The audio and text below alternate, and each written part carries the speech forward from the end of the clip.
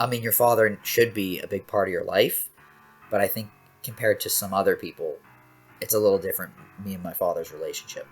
And it's something that I hold very dear to my heart. And it's something that, I strive to just every day. And I know he's proud of me and all that stuff, but, I always got to find some motivation somewhere. And the last thing that's going to happen is me losing in front of my dad. So let's get it, bro. Come on. It ain't happening. Hello, ladies and gentlemen, and welcome to episode 38 of the Good People, Bad Intentions podcast. My name is Matthew Pine, and for today's guest, we have Jake Kelly, a professional MMA fighter making his pro debut Saturday, November 19th at the Moncton Coliseum, and that's going to be for the Fight League Atlantic 6 fight card, where he will be the main event against Nigel Croswell. Now, Jake's somebody that I've known for quite a while. I consider him a good friend. We had trained at Titans MMA together, and at that time I was doing like the boxing program, and he was doing MMA and all the other programs, but also would come into the boxing program. And we had a lot of opportunities to talk about life, talk about boxing, mixed martial arts, and I know he has a great mind and a great aptitude for this, but more so than that, he is a good fighter. If you've ever watched any of his fights, he actually fought at FLA 1. That was his previous fight. He's somebody that's a finisher. He can, finish via submission, by KO, by TKO. So he has a lot of different tools for his arsenal, really well-rounded person. And now he's fighting at Tower 1 in Dartmouth, Nova Scotia. And that's headed by Gavin Tucker, UFC fighter. And more so than just a UFC fighter, he's somebody that's a maestro of many different things. There's many different avenues that Gavin could go through as far as career-wise. But he sticks with fighting in the discipline of all disciplines, and that's really respectful. So I think he's under really great guidance and tutelage, and I'm really excited to have a conversation with him because I haven't talked to him for a while. So I was like, hey, let's just make it a podcast and talk about his debut. So without further ado, here's Jake Kelly. Hello, Jake. Welcome.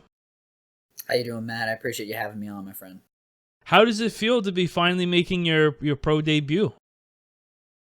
Man, it's been a long time coming. I think that's like the biggest one that, I set out on this journey back in 2018, and, beyond just trying to get the experience and develop the skills, COVID happened, put a delay on my pro debut. Then I was actually supposed to have a pro debut within that time of COVID, 2020-ish. There were some financial issues and some I would say medical issues that were just like with the requirements for the medicals for that fight that kind of fell off. So, I know people like to say everything happens for a reason. So a couple years later, here we are ready to go a week out right now from the weigh-ins right now. And you're training at Tower 1 in Dartmouth with Gavin Tucker and a bunch of other guys that we both have trained with at Titans in the past. And what I'm just curious is, Jake, you're kind of one of those newer MMA fighters who had an amateur career, because a lot of the MMA fighters that you work with, they've had only the option to start as a pro. And I'm just curious, from your experience, what has fighting as an amateur now going to your pro debut, do you see anything that's benefited you as a fighter going into it compared to if you were to make your debut now for the first time? Yeah, it's just at one point there's just something to say for experience, whether that is pro or amateur. But the nice thing about amateur is that, none of us are getting paid. None of us are, doing this for a living at that point in your career. So the refs are a little bit quicker to stop fights. Maybe they're just like a little quicker to maybe even interfere in a submission hold before the guy even taps, but they understand that like this might be a little bit dangerous. Maybe we should stop it here, right? And on top of it, you have a little bit more padding on the gloves. You're changing the rule set to be a little bit more safe. Mm-hmm. So like obviously in amateur, there's no knees to the head and there's no elbows to the head. I think that one's been played around with a little bit because I've been called for throwing an elbow to the body in one of my fights, but then in other fights I've seen people throw elbows to the body a whole bunch. But also I think different provinces have different rule sets as well, so that makes a big difference. But at the end of the day, again, it's like if you're not getting paid and you're not pursuing this as a career, we don't really want people walking around with giant scars on their eyebrows because they got smacked with an elbow, and I understand that. At the same time, there's a little bit of the weirdness with the amateur rule set when it comes to ground and pound. You have to have 3 or more fights. Both opponents have to have 3 or more fights to establish ground and pound in the rule set. And I feel like that is, it almost penalizes the grappler and benefit, or more the wrestler, and it benefits the grappler, and it creates an unrealistic perspective of the sport. Because unless you're planning on just being an amateur, and even then you're going to have to switch over to ground and pound at one point. So you can't just sit guard and hold on to a guy and think that you're going to throw up triangles and arm bars and stuff like that from your back, unless you're like really high level jiu-jitsu. If that's your game, that's your game. But it creates an unrealistic perspective for fighters that think that like, oh, I can use my jiu-jitsu off my back. It's like, if you got a good strong wrestler on you who's got a little bit of submission defense, not really. It's going to be a hard go. You're going to get smacked up pretty hard, and then you're going to end up kind of drifting off and just thinking about trying to not get punched and try to stand back up. So it is one of those things that, like, there's a benefit, but there's also a little bit of things that need to be worked on, I think, in my perspective. Personally, again, my last 2 MMA fights, actually, yeah, have had ground and pound. Yeah, that's right, yeah. Last 2 MMA fights I've had ground and pound. And again, it makes all the difference in the world. You know, it creates more damage. It creates more perspective for the guy on bottom to be a little bit more wary about going down there, because they can't just play their game. They have to address that this guy's going to have offense on the top, and he's not just going to hold me. He's going to be beating me up. And I'm just curious, were you training kind of pro rules from the get-go as you've been training mixed martial arts, or did you have to, with your camps in the past, have to be wary about the fact that there was a different rule set? So it's like especially when we were like getting ready for amateur fights, if we were in camp, we practiced the rule set that we were going to be competing in. No different than when I took a kickboxing fight. I wasn't taking people down with singles and doubles. I was using foot sweeps and trips, which are legal in kickboxing, so those I can work on. But just like if I was getting ready for an amateur fight right now, I wouldn't be working the elbows like I've been working for this last camp. I wouldn't be throwing and showing the knees to the head that I've been doing in this camp, right? Because that's the rule set I'm going to be functioning in. No different than I'm not going to be training 5-minute rounds for an amateur fight when the rounds are 3 minutes. Right? We have a whole bunch of people now that like had to, because I'm fighting and fighting in a 5-minute rule set, we had to do rounds in 5 minutes. Well, these guys don't fight 5-minute rounds, but because I'm training for them, everybody sort of has to have that experience now. So it depends. Like I know we got a couple of guys in, hopefully coming up. Not sure about dates 100%, but we got a couple of guys making their amateur debuts in MMA, and I think even coming up in kickboxing as well. So we will only be doing 3-minute rounds. Like that's just what it is. Like we have to make sure these guys are ready for the time that they're slated for. So, yeah, it depends on what you're getting ready for. And outside of camp, no, outside of camp, if no one's got a fight coming up, then we have our amateurs working on elbows. We let them know that hey, knees can come up to the face here, and then also we have our amateurs when there's no one fighting, we have them throw ground and pound and show ground and pound because are we really training to be amateurs or are we training to be full-on pro fighters? And I mean, when people come into the gym and want to learn MMA, they don't want to learn amateur MMA. They want to learn straight up how to do professional MMA. So, and it also goes into the rule set when you talk about amateur MMA in context of submissions, because in amateur MMA, there's no twisting footlocks. I can't do any heel hooks. Toe holds are legal, but it's like certain submissions with the legs aren't legal. Neck cranks are illegal, or spine manipulations are illegal. So the twister, can openers, I think, have been called in the past. So again, like we're not going to run an MMA class and not show these techniques. It's like that. We're restricting our students. So again, it depends on the context, but at the same time, most of the time, if you're doing our MMA class, we're showing you how to be a pro MMA fighter. And I'm just curious about the programming for this camp. I mean, are you working on the separate disciplines by themselves, or are you trying to kind of incorporate everything into your workouts? Bit of both. Bit of both. A lot of it, especially where I have the, mastermind Gavin Tucker on my corner, and he just puts so much effort and so much thought into it, that, if we're, again, like for this camp, if I'm doing a boxing class, there is an element of MMA in there. If I'm doing a kickboxing class, we're working on a little bit of engaging, especially if it's like a Muay Thai class and we're engaging in the clinch.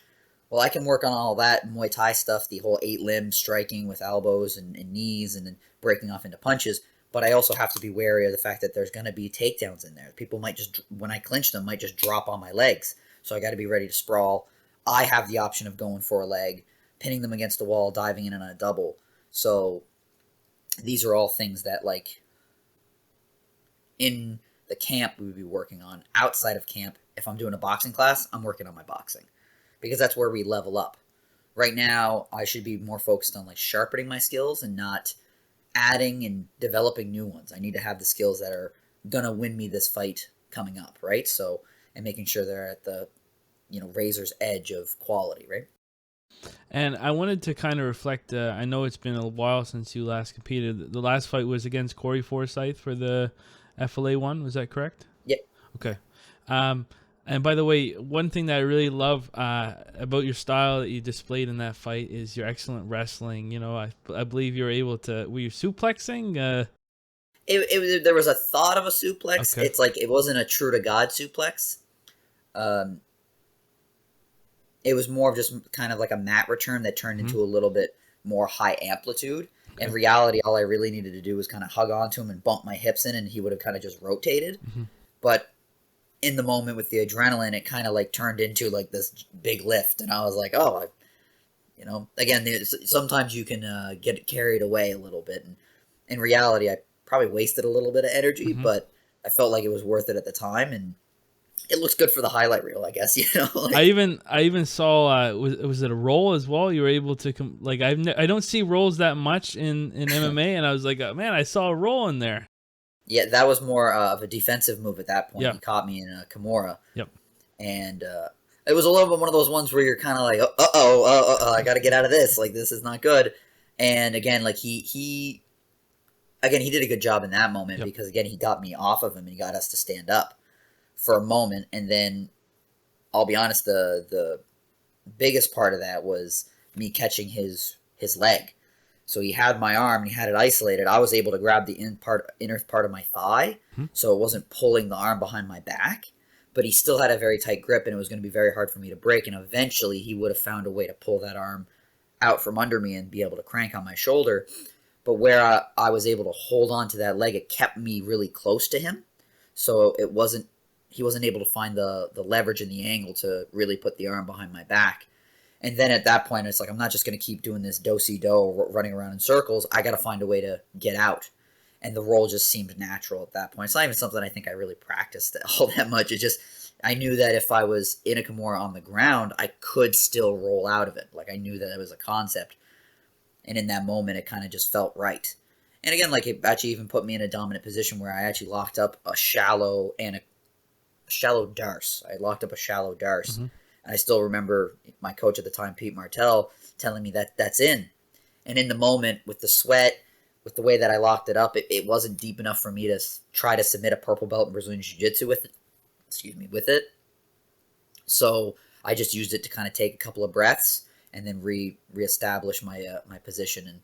And I think we stood up from there, and I actually landed a head kick off of that, I think. But Corey's always one of those guys. I got, as we fought twice, there's a little bit of maybe a rivalry there, you could say. But every time I've engaged with him outside of a fighting context, we've always had a very pleasant conversation. And I got a lot of respect for that guy. That guy is tough as nails. He is.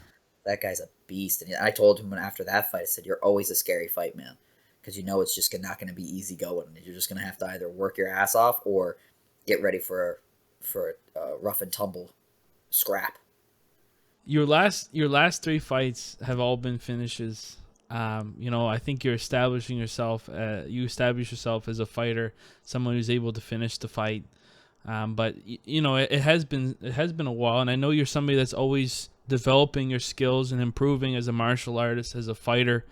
How do you see yourself now compared to when you last wrote? Like, do you see many changes in your game, and what are you looking forward to showing come fight night? One of the things I pride myself on is being well-rounded. So it's not that I can't be in any position and still be dangerous. I am dangerous in all positions, whether I'm on my back, whether I'm on up against the cage, whether I'm at range and at distance. I like to be, there's that saying, jack of all trades is better than a master of, let me fix that one. A jack of all trades, still better than a master of one. I'm messing that one up horribly, but it's that concept, right? So I'd like to have kind of not a shallow understanding of everything, but a educated repertoire and toolkit in each position where I'm not going to be useless in one area because I didn't work on it, And there are people that are like that. There are people in the game that are at the highest level that just are striking specialists or that are grappling specialists, and they become world champions with that. But what are the days that you walk in there and you just have an off night and you're striking, or the guy's doing something that's not really comfortable for you? He's maintaining range at a different angle, and you're just like, my striking's not going to work here. Well, if you're just a specialist, you're going to be forced to play that game with him, and it could turn out really poorly for you. In a context of how I like to have it is, yes, I'm going to try to kickbox a guy, but maybe his kickboxing's better than mine. Well, I know that I got some pretty good boxing in my back pocket, so if I can put pressure on him and close that range, then my boxing will show. Same concept. He's a better boxer and kickboxer than me. I can close that range and go to the clinch. From there, on and on. Keep going down the list of areas that I can been working on, and then we'll find a position where I find myself, this is where I'm going to have my success. And I can tell you to the biggest one, I think, that in my career where it was present was when I fought Corey Verne. Mm-hmm. I could have stood up and probably kickboxed him and probably still had a lot of success, but I felt very uncomfortable with the aggression he came at me with. He was like almost reckless in his pursuit of the striking, and I was like, okay, well, if you're going to be like that, I can just kind of duck under and take you down. So I found the path of least resistance. I found that, okay, if I get on top, I can dominate this guy, and it ended up winning me the fight. And I remember after coming back from the first round, Gavin was in my corner, and he says, all the kickboxing we worked on, all the striking, forget about it. You're going to go out there and take him down in this round. And he made me repeat it to him. I got into the next round. I made him think a little bit of kickboxing, got a little bit of stuff off. He came in with some big shots, and I got underneath him and I took him down, and that ended up leading me to the finish. So just having that well-roundedness. Again, it's like, and I also, you said my last 3 fights are finishes. All my fights are finishes. Mm-hmm. All 5 of my wins Yes. have been by finish. So it is 100% finishing rate. And the key thing that I think that I've kind of pulled away from my experiences in that is not forcing it, like just letting it develop, letting it happen. The fight is the fight. If I start looking for something and going for it, you can kind of get a little bit, let that tunnel vision, and you don't see other things that are presenting themselves, other mistakes, and you don't realize the mistakes that you're making because you just want to get them. It's like, no, just let it happen, work on the skills that you've been working on in camp, and let the effort you've put in speak for itself. You spoke about a lot of great things. I love what you were talking about being well-rounded. I do describe yourself as a well-rounded mixed martial artist, but I like what kind of implications it has, because I think so many times, as me as a fan watching MMA, you'll see somebody who is, this happens all the time, you'll see a really great striker go against somebody with maybe a wrestling pedigree or a submission expert, and all of a sudden we were thinking that the striker was going to have a lot of success in the feet, but that fear of that takedown, that fear of going into that uncomfortable place maybe we don't have to describe it as fear, but maybe just that the fact that they're anticipating something like a shoot or a takedown, it really mitigates a lot of those specializations, being just a specialized fighter. And I like how you were talking about how you try to have a well-rounded game, and that you try to not necessarily go full in depth with one thing, but have a working ability with that. I think that's great that you described that. And I know just from us talking, at the gym at Titans and everything. I mean, we've talked about your past opponents and the toughness that your past opponents have had, and I could see where if you didn't have the mentality that you have now, where you're just like, I'm going to finish them in this particular way, that there could have been some obstacles that way. So I love your approach to a fight where you're not kind of forcing things, and you're just kind of going with stuff, because it's clearly shown in the different types of finishes that you have, and I appreciate you bringing up the 100% finish rate, because that's 100% true. 100% finish rate, and not my wins. I have a loss on my amateur record. There's not all my fights. By right? decision. It's there. Again, it's hilarious. I actually, I've never actually talked to Corey Forsyth about this, but it's almost like you can't find any evidence of that fight. It's kind of comical. There's pictures. You can find pictures here and there of us kind of scrapping it out. Yep. But it was it's hilarious because all my fights have been recorded. There's video of most of my fights except for that one. And that was the one that he won an amateur title at 135 against me in that one. And, that's like one of those ones that like really stuck with me. And I learned a lot of I learned a lot of lessons from that one, right? It's like kind of comical that it's like, that's my one loss and you can't find any. I was like, did it really happen? But it did. I can guarantee you the people in the audience knew that me and Corey, I basically had a bar fight in the middle of a freaking cage. It was, we scrapped it out. It was a bit of a barn burner. So, it's funny that I just don't I have memories of it, but like how I remember it might have not been the way that it actually turned out. And it was kind of comical because I remember them even telling the audience at the beginning of the event, there's no recordings of this video. If we see a phone, we will escort you out of the venue and stuff like that. Wow. And I don't even think I think that might even been something happened with their some technical issues, but usually the commission records the events anyways. Yeah. Just in case things happen, just in case if there's something happens to a fighter, if there's an issue in rules and stuff like that, right? If there was a foul. So there is a video somewhere. It's just that we can't get our hands on it, which I find just very, very comical. So is it safe to say that you've been able to speak after these fights with Corey, and you're on good terms on that way? Oh, yes. No. Corey's a fantastic guy. I think very highly of him. And again, as a competitor as well, I know he hasn't had the best luck of recent in his past few fights, but that guy's still a dog. I still think that, people who, if he signs another contract and he gets back in there, it's like, I got a message for you guys. If you think it's going to be easy, it ain't. Even though in his last one, he got a quick one out of there, but that's the sport we also compete in, right? Sometimes you zigged when you should have zagged, right? But no, I was like, when I fought Corey Verne, he was like the co-main or maybe the one before that. So we had a big old chat then. I've seen him at other fight promotions, just like being in the crowd. And yeah, it's always good to see him. Again, it's like we talked about this before. Your podcast name is just like almost like the best way to represent all the fighting community, right? We're all good people. We're all very, for the most part, Yes. It's like there's a percentage of people that are just like everywhere in the world, but for the most part, we're all good people. It's just that every once in a while we have some bad intentions behind us, right?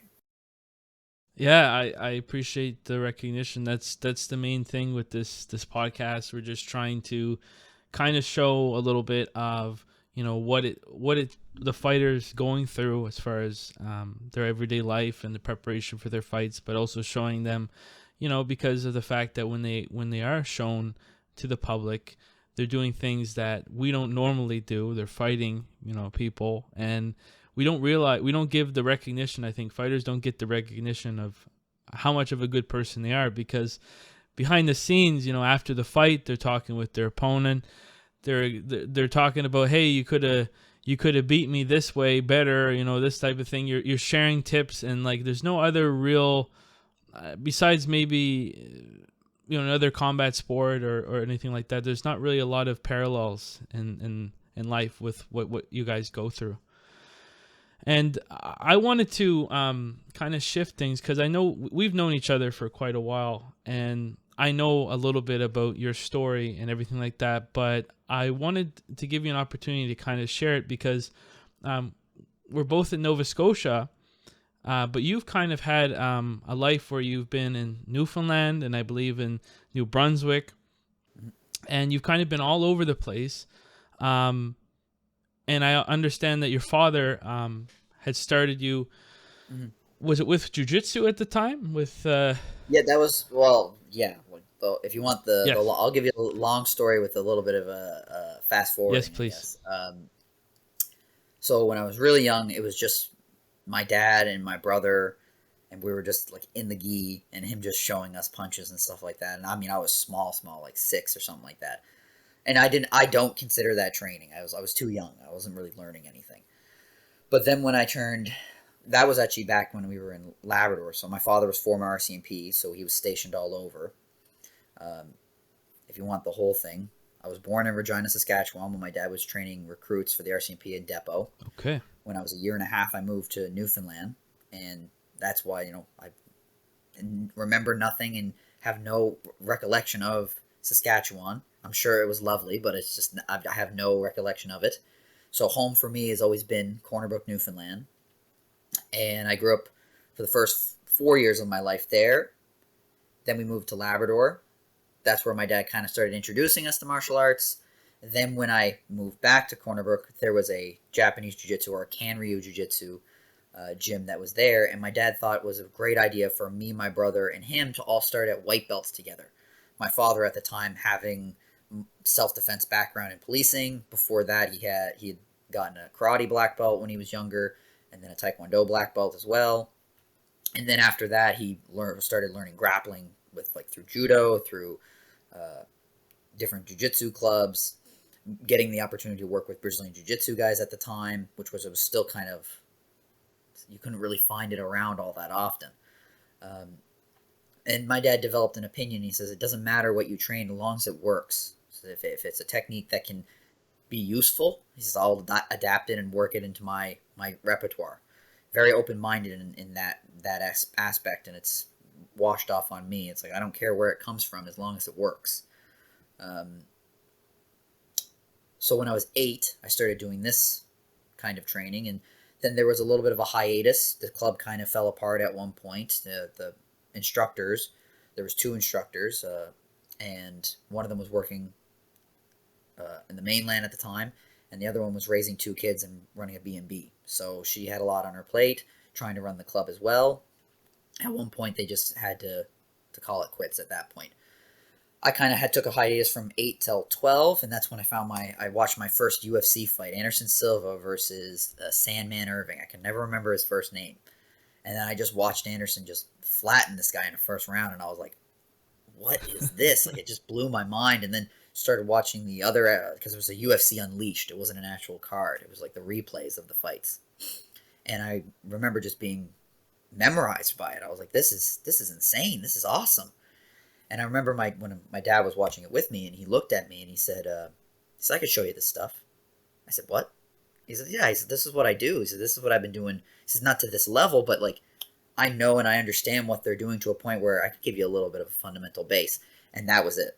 That's basically the end of my life, but the start of something different, right? So I was about 12, and then I was turning 13, and that's when I pulled my dad out down in the basement. We put mats down on the floor. We go out into the garage and we put mats down on the floor. And then my mother would have to come find us because we were there for like 3 hours just talking about different things, him breaking things down, making sure that everything was to his standard at that point. There was a side, my dad's not a small man, he's, I'd say above average, and at the time too, uh, So he had to put a lot of kid gloves. I was 13, like 115 pounds. So, it was always a lot of that. And then eventually he started telling me, it's like, I have to work a little harder, Jake. I got to keep, that's looking really good. You're catching me by surprise. And the striking started to build and all that stuff too. And it developed till a point where I was at a level where my dad said, I'm going to start training, opening up my own club. My dad opened up his own Camryu Jiu-Jitsu club. He got his black belt through conversations with the headmaster in Ontario. And he got his black belt and then opened up his own club, and that's a Newfound Defensive Arts Jiu-Jitsu out of Corner Brook, Newfoundland. It's a tattoo that's on my left pec. That's my dad's logo. It's close to my heart, literally and figuratively. And from 16 till when I turned 19, I eventually got my black belt. Before I got my black belt, I had 2 fights. I had my fight against Robbie Innes and then Charles Haskett. And then after that one with Charles Haskett, I ended up getting my black belt in Camryu Jiu-Jitsu. And again, that's I don't necessarily describe myself as a Camryu Jiu-Jitsu fighter because they're not really a competitive martial art. They're a self-defense based martial arts. Why my father went in that direction, because his background's policing and more self-defense. So I would introduce that like I am a Camryu Jiu-Jitsu black belt, but I'm not like a Camryu Jiu-Jitsu fighter. I like to kind of say MMA or freestyle fighter because I use it all. I have a blue belt in Brazilian Jiu-Jitsu as well. I've been working on all disciplines. I like to think equally. So, yeah, after that, I kind of had those 2 fights, took my first loss. I was still just out of high school at that point, and I was doing university at the time. And eventually, after studying for a while, I realized that environment wasn't for me. And I decided to move out to Halifax and pursue this full time and dedicate myself to this sport. And that has a lot to do with Gavin Tucker. When I was 16, I met him at a wrestling tournament in St. John's, Newfoundland. And we stayed in contact through those whole years. And, it's a blessing that I got the chance to meet him, because I don't know where I would be right now if I didn't have that luck of the draw. Because he's definitely been a huge influence in my martial arts career and just overall a pillar of my success, I would say. Yeah, I think of Gavin as one of the great minds of mixed martial arts right now. And I know, of course, he's also a fighter in the UFC. Love to see him compete again soon. But I know that he's opened up this new gym, and I'm really happy that he's kind of taken you under his wing as far as this upcoming pro debut, because I believe you're in good hands. And one thing I can really appreciate about Gavin is, and I'm sure he would say this too, but there's so many avenues that Gavin is good at and he could have gone in his life, knowing his story. I mean, he's into music, then he's into like any of the disciplines himself. And I think we've talked about it before, but he could go into any of the disciplines right now, but he's choosing to learn all of them and become a complete mixed martial artist.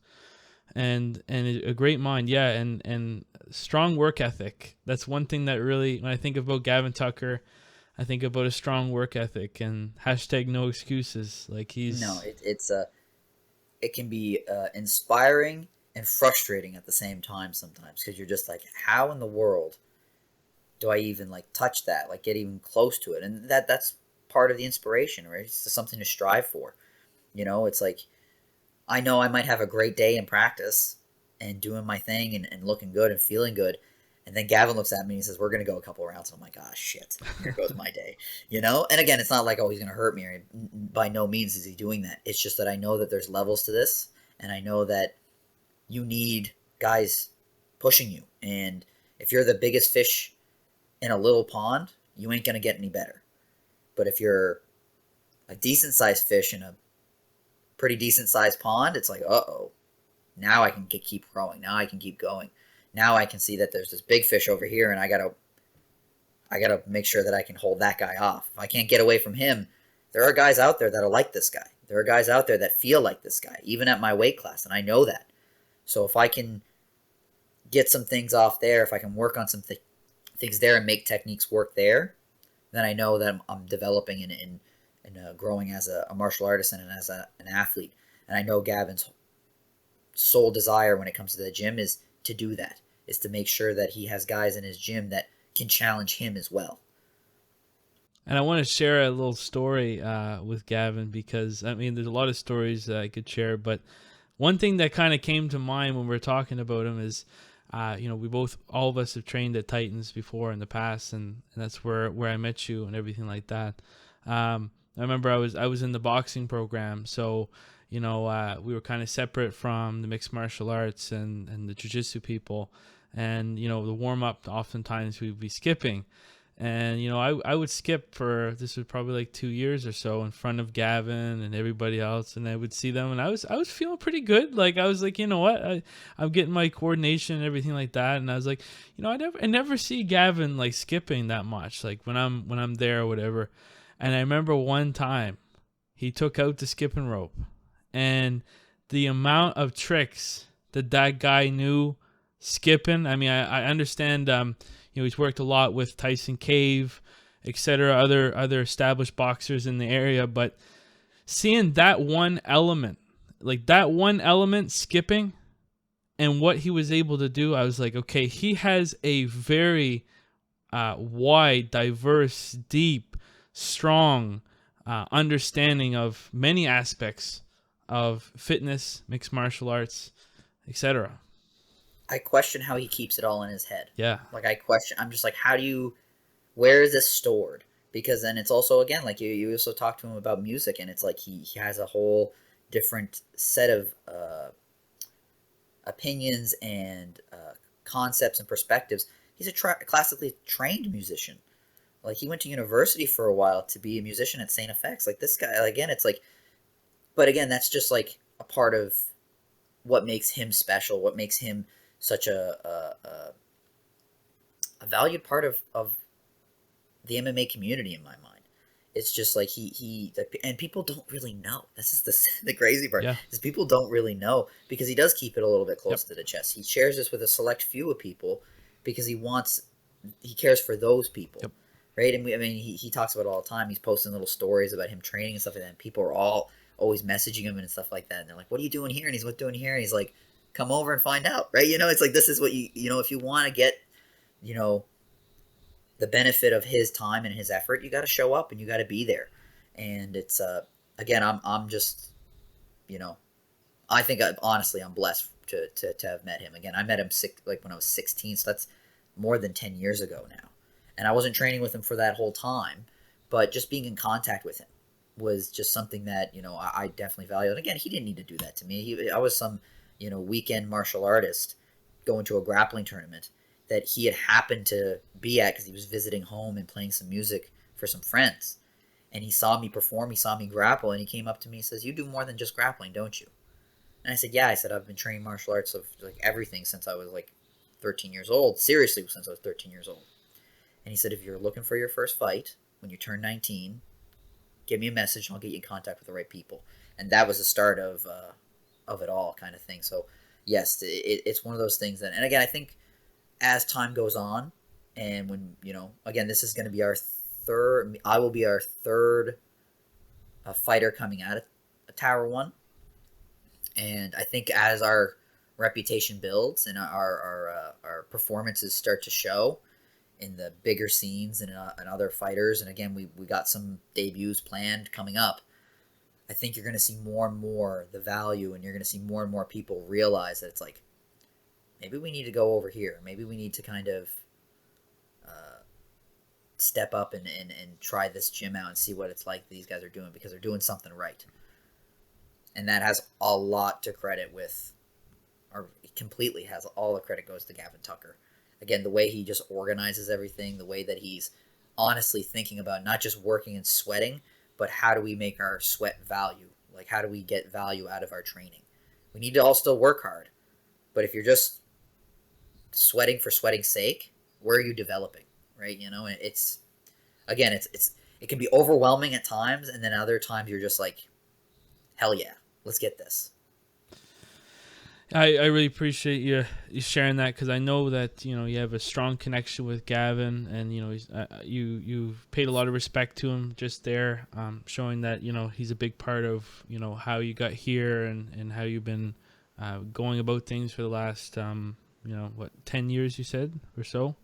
Well, I've known him for 10 years. The last training with him for the last, I moved here in 2018. Okay. And again, he's the one that pulled me out here because there was a point in my life where I was like, I know I want to pursue this sport, but is this the right place, or is this the right place? I had a coach in PEI that was kind of in my ear, kind of wanted me to kind of come out and help his guys, and he would work with me as well. And then there was also another thought where I was like, do I just kind of jump out to Montreal and see what's out there, and try Star and see how I make it out there? And it was actually while Gavin was doing a seminar in Newfoundland, actually in my hometown of Corner Brook. And I sat him down and I had this conversation with him. And he sat down with me and he says, Jake, I'll be honest with you. He says, PEI wouldn't be a bad idea. He says, you might be a little bit more used to that smaller city kind of vibe. Uh, he says, you might find in Montreal that you'll get lost in the shuffle because it's a big gym with a lot of fighters. And then he says, Titans, man, he says, it's just a good environment. And he says, I'll part of it too. He says, I'll be there keeping my eye on you and helping you out. And again, that was one of the big ones where I was like, all right, this is the guy, I owe a lot of things to him. And I feel like I owe. I know Gavin would decline that as much as I'm saying that I do.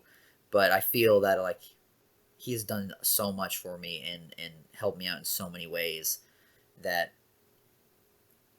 I just knew in that moment. He says, I think Titans in Halifax is the right place for you. And again, I'm so grateful that I moved out here. It's been a wild ride so far, and I'm looking forward to the next however many years, and however this journey, or wherever this journey takes me.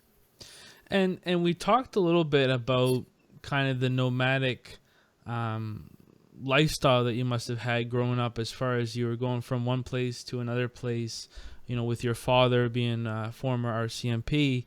And I'm just curious, like, when it comes to home, do you usually consider Newfoundland to be where you're okay? Yes, especially again in concept, because again, so like, born in Saskatchewan, don't really have any ties there. That's, I think, the biggest one. Uh, Moved to Newfoundland. That's where I spent most of my life. Then we moved to Labrador for a bit. So when I tell people I'm from Newfoundland, I will also sometimes include Newfoundland and Labrador because I lived 3 years there. A very small community of Fort Labrador. My dad was, for a minute there, was the police officer in that community. Okay. That was like 3 years of my life. Then we moved back to Corner Brook, Newfoundland. That's where we moved back there. And I spent the majority of my elementary school, all of my junior high, and all of my high school there. So that's home. That's just where I've spent. Now, throughout that, and again, this is also part of the little bit of a special thing where I'm doing this pro debut in Moncton, is my dad's originally from Moncton. Mm-hmm. My dad was born in Moncton, but was raised in Shediac, New Brunswick, which is just like 20 minutes outside of Moncton. And again, being able to, since I was born, every summer, we would visit his family. We would go back to Moncton, whether that was for 2 weeks in the summer or the whole summer. So that's always been kind of like my second home, of like Shediac primarily, but Moncton as well is also kind of grouped in there. We spent a lot of time in Moncton and even in Dieppe as well. And I do have a strong connection. I still have family. All of my dad's family is out there as well. So it's a special place for me to kind of be making my pro debut in reality. And then I also kind of now saying, where I've been here in Halifax for so long, this is a very, I love this city. The province is beautiful. I haven't gotten around and explored it as much maybe as I would like to at times, because I'm just so dedicated to, if I'm not home and at work, I'm training. So it's like not a crazy amount of time. And then when I have the time to do something, I'm just exhausted. So it's like, I kind of just stay home and hang out and talk to some friends and play some video games. But again, I could kind of say this a little bit of a joke, and by no means is it a nickname by any means, but you can almost kind of think of me as an Atlantic Canadian kid, because I've been all over Atlantic Canada. And it's, again, I've been around, I'm pretty sure that I've only not been to the territories. Like, we've traveled a fair bit around Canada, but my whole life has been in Atlantic Canada. I've been to camping in PEI, you know, here in Halifax now. Again, it's like I went to school of all things, and again, it's not part of Atlantic Canada, but I used to go to school in Quebec when I was living in Labrador because my parents wanted me to still learn French. Okay. Now that's all gone. I'm Okay. nowhere near bilingual anymore, but it's just still like there was a thought there that again, I've been blessed to kind of see this country in a different light, especially where I talk to a lot of people who travel around Canada, and they always say the same thing. I haven't been to Newfoundland yet. I'm like, well, you're probably missing one of the nicest spots, to be honest with you. It's like in certain times of the year, like I don't think you can beat the scenery in Newfoundland. It's beautiful, man, beautiful. And I wanted, because you brought up the fact that your father was basically the policeman for a community in Labrador. What is it like being the son of somebody who is the policeman? Like, what was that like growing up? It's hard to say. Again, like my brother probably has a different perspective. My sister probably has a different perspective. But I always loved it. I always thought it was just super cool. Like I always felt like, you know. And again, this is probably more when I was younger. But again, because I know the reality of it now, police officers are just people. Like that's just they're just as honest day of work as they're trying to do as anybody else, and they just happen to be kind of protecting and serving. I always thought it was super cool. I almost felt like my dad was like a superhero all the time, you know. And I know everybody's dad is a superhero, right? Kind of, especially when they're that age. But again, like he was going out and he was, you know, chasing bad guys, confiscating drugs. You know, it's like this is things. And again, the reality of it, he was probably just in the office hanging out. But it's like in my head at the time, it was always something that I always kind of respected. And there was a period of my time where I was like thinking that I was going to be a police officer, right? So that changed. Just realizing the actual what the job actually entails, because again, it's not all sunshine and rainbows and car chases. It's, you know, there's paperwork, there's, you know, politics, and it's just like everywhere, right? And there's coworkers, and there's some things to it that, you know, not a lot of people understand, and especially when I hear people complaining about here police officers, it makes me laugh because I'm like, they talk a little bit of shit, and I'm not sure if I'm supposed to. No, you can, you good. All right, okay, good. But like people talk a little bit, and then I'm just like, they're like, "What do you think, Jake?" And I'm just like, "Well, my dad's a police officer," and they just go, "Oh, I'm so sorry," and I'm like, "No, don't worry about it. It wasn't my dad you're talking crap about, so it doesn't matter to me, right?" But at the same time, it's like my respect and my manners and my demeanor around police officer is different. Like a lot of people get stiff around police officers, or people get kind of like bitter around police officers, and I just know that they're trying to do their job. They're just trying to do the best they can. They're not going to be perfect, and I also know, I'm confident in saying this, that my dad was part of that 1% of police officers who were just fantastic at their job. I'm confident in saying that, based off of other police officers talking to me about my father. So it is one of those things that, like, I do have a different perspective on it. But at the same time, I do understand people's frustration with policing, you know? And me and my dad have had hours upon hours of conversation of what is the things we need to do to kind of create a better understanding and a better system. But at the end of the day, it's just we have no control over it. It's all hypotheticals. And that's a conversation for him because he's the expert in that.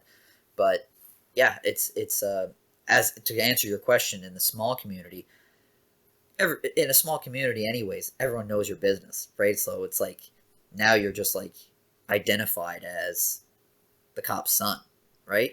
And again, I never thought it was anything big, but I knew maybe I didn't get, and it's probably just completely irrational, but kids probably didn't pick on me as much as maybe they picked on the next kid. Or I remember no one ever told me, like, you hear that, my dad can beat up your dad. And I'm like, my dad can arrest your dad. So, you know, it's like, I kind of win that veto right there. You know, it's like I got a little cheat card coming out from behind here. I was just thinking, like, obviously you spoke about how you thought about being a police officer. You're not a police officer, but you know, sometimes police have to restrain people, and I'm just thinking about you in the cage. You're putting somebody down. You're stopping them from doing what they got to do, and you're submitting them. And I mean, and I just love how the connection that, with your father and everything that he had done for you, how you have been able to, grow that passion. And now you're looking at doing it as a professional, like, you were talking about how when you were 13 years old, you were, in the basement and having those conversations and other things and training for extended periods of time. I'm just really glad that you've been able to keep up with it, because, that's something looking at your record. You did your first amateur fight in 2015. So Yep. that was 7 Yep. years ago. So you've been 7 years plus in this game, and now you're finally making your debut. And that's why I'm so excited for you.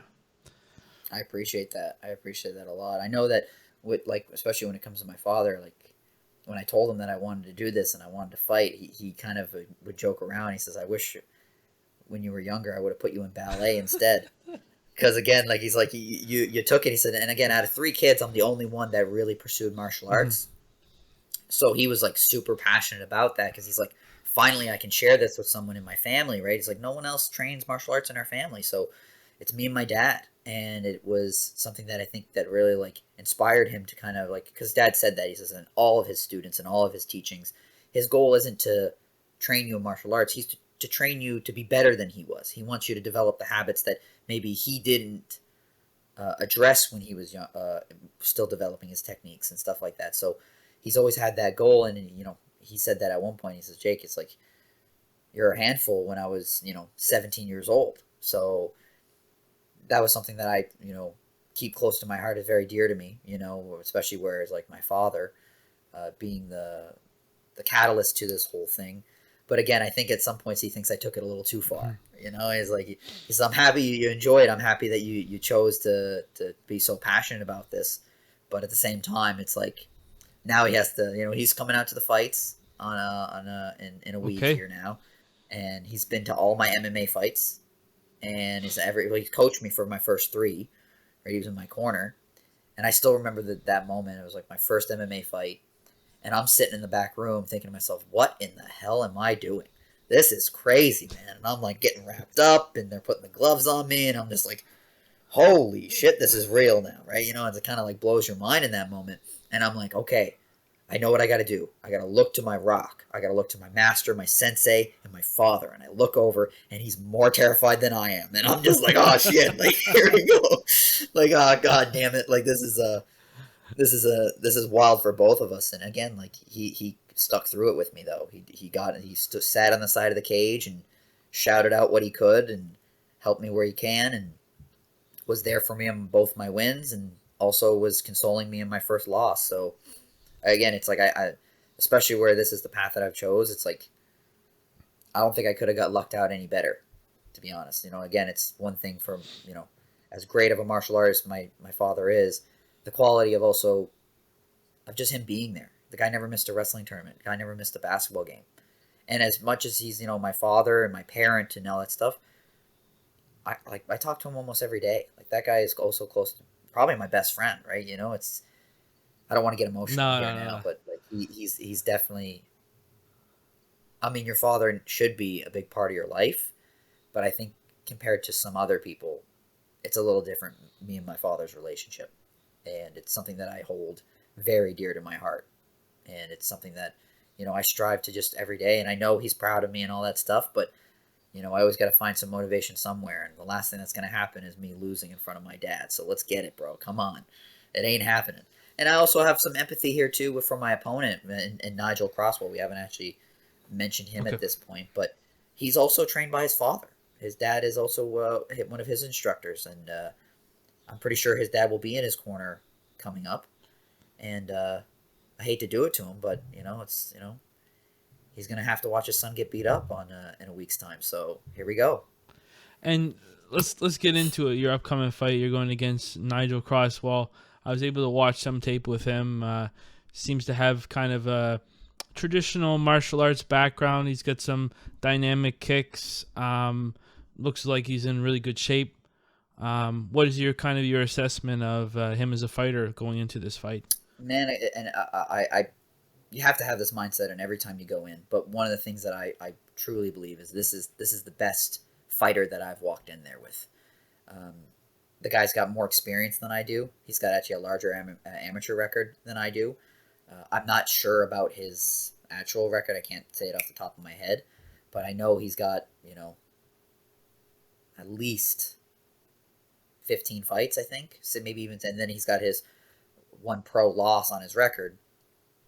And yeah, I'm just ready to showcase what I have. Really is the big thing. I've always had the mindset it doesn't really matter who I'm fighting, like the name on the contract. It's like we have to address his skills. We have to look at the things that he's going to be using to our best of our ability, and then address them in my game and find the answers that we're going to use.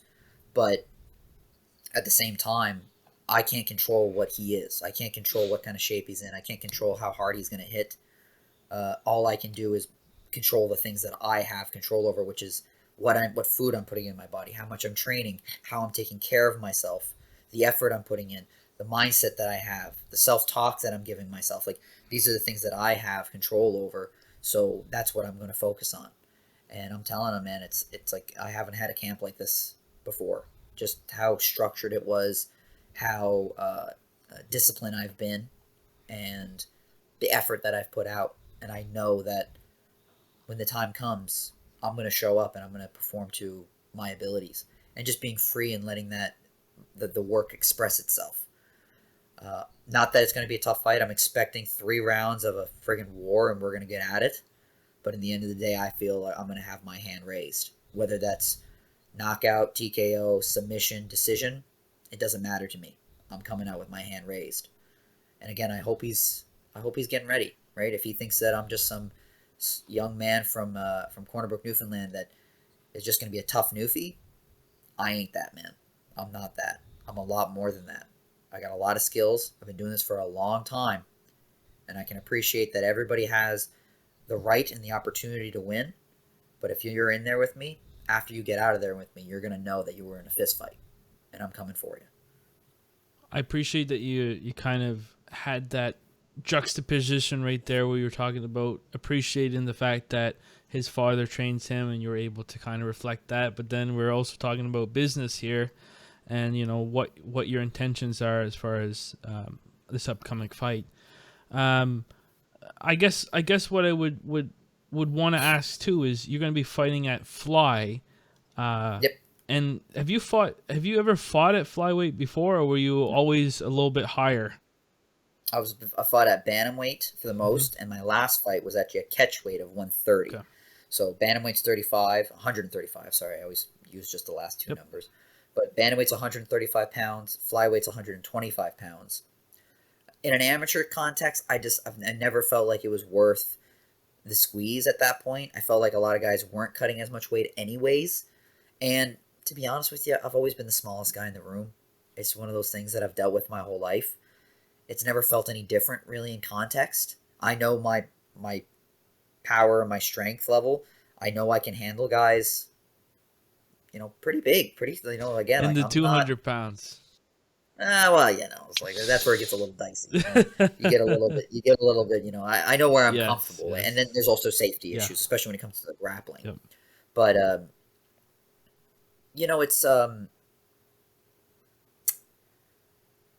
it's just something in the amateur scene, as I just didn't feel like I should kill myself to get down to a weight class that would have been a little bit more difficult than just being in shape and being healthy and eating the right foods. So now that I'm making a pro debut and I know that 25 is my correct weight class, decided to make the decision to do it. And I'm on weight. I'm ready to go. I'm not on weight, but I got the cut coming up, and I'm where I had my last one. It wasn't a large cut, but I had that experience, and I know that I can make it through, and I know that I can do this, and we're going to make the weight, right? That's just what it is. You got to be a professional about it.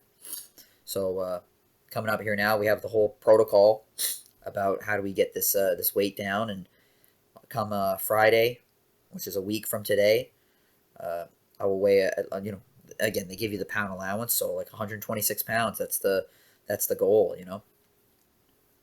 Yeah, and do you anticipate with this change, whereas you're doing more weight cutting, are you expecting to have a little bit more of an edge come the fight, or do you feel like in the past when you fought at the heavier weights that you might have gone against opponents who were much bigger?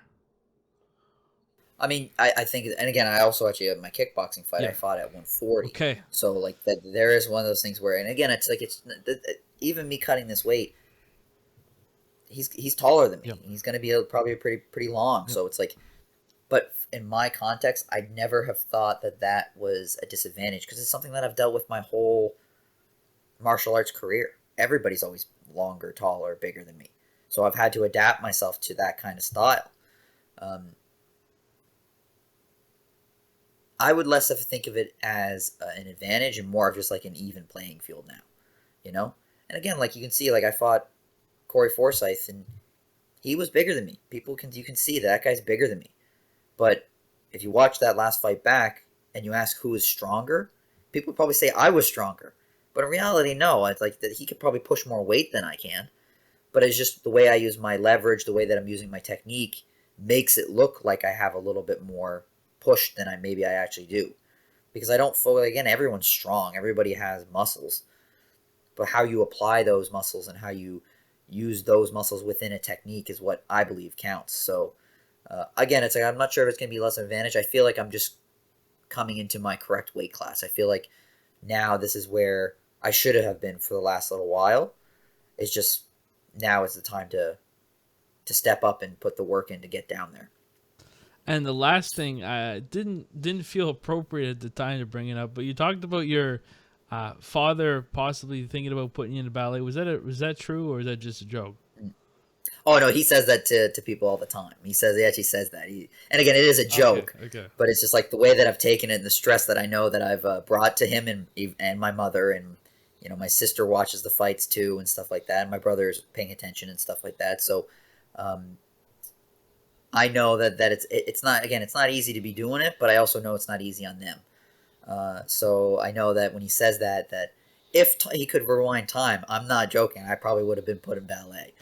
Right? He's like, you know, it was like. I was just thinking. I was like, maybe my footwork would have been crazy, bro. My footwork would have been awesome. Yeah, you know? I was thinking you were having like kind of like with Vasily Lomachenko, you'd have kind of like the Newfoundland version with ballet, you know, instead of the traditional Ukrainian dance, you know, helping you out. Hey man, I don't think I'm a good dancer, but I can dance. Like great, I got a little bit. I got a good step touch, you know. It's like, you know. Hey, thank you so much there coming on, Jake. I know you're heavy into preparing for this upcoming fight. I really appreciate you coming on. Of course, we're friends outside of just this podcast, so I really appreciate that we're able to touch base and just have a chat. And I'm wishing you the best of luck come Saturday, November 19th. I appreciate you, Matt. Take care, my friend. And again, I really do appreciate the opportunity. When you reached out, I was like, well, when you started this whole thing, it was like, I can't wait for him to get me on because it's going to be pretty cool. And I love the format. I love how it's just honest stuff. And you're doing a great job, my friend. And I really appreciate you having me on. Thanks, bro. I appreciate it. Take her easy. You too, my friend. And I hope you guys enjoyed this episode of the podcast with Jake. I mean, Jake's a friend, first and foremost. And I'm really happy to see him get to this stage in his career where he's able to have a pro debut. Because I remember when we were training, I mean, we had always talked about this. And we talked about his career. We talked about his story. And now I'm in a position where I like to talk to fighters about their stories. So it made sense to have him on, of course. But yeah, Jake is an open, honest, and kind individual. If you notice, he talked a lot about other people and how they were able to help him get where he is. And I know that that's not very common with a lot of people. A lot of people like to try and take all of the success to themselves. And that's something I really appreciate about Jake. He's very open and honest about, you know, how he got to where he is now. You know, he gave a lot of insight also into his relationship with his father. I thought that was probably one of the most realist parts of this episode, where he was just talking about the fact that his father was there throughout his whole, you know, career. And, you know, I don't think many dads would go and start taking a jiu-jitsu course with their kids, and having that ability to then start your own school, And you know, he's got the tattoo of his father's Newfound jiu-jitsu school on his chest. He holds it really close to his heart. I just thought it was really beautiful, him talking about that. And so guys, if you enjoyed this episode, as always, if you're listening to it on your preferred podcasting platform, make sure to subscribe to it on there. You can also leave a rating out of 5 stars. Give whatever rating you think it's worth. And if you're watching this podcast, because it's a video podcast, if you're watching it on YouTube, you can actually give a like, comment, and share to this video. And it really helps us out as far as getting the message, the story out there. And then also you can subscribe there, so that way when a new episode comes out, you won't miss it. Of course, I always recommend people that they follow me on Instagram if they use Instagram, because at Good People Bad Intentions, because I like to post a lot about, you know, the future of the podcast. When new episodes are coming out, I put it on the on the Instagram page a lot. So I like to communicate a lot there. And if you're trying to get in the know as far as when new episodes are coming out, etc., I strongly recommend that you follow me on Instagram. So that's all, folks. I hope you enjoyed this episode. And until next time, take care.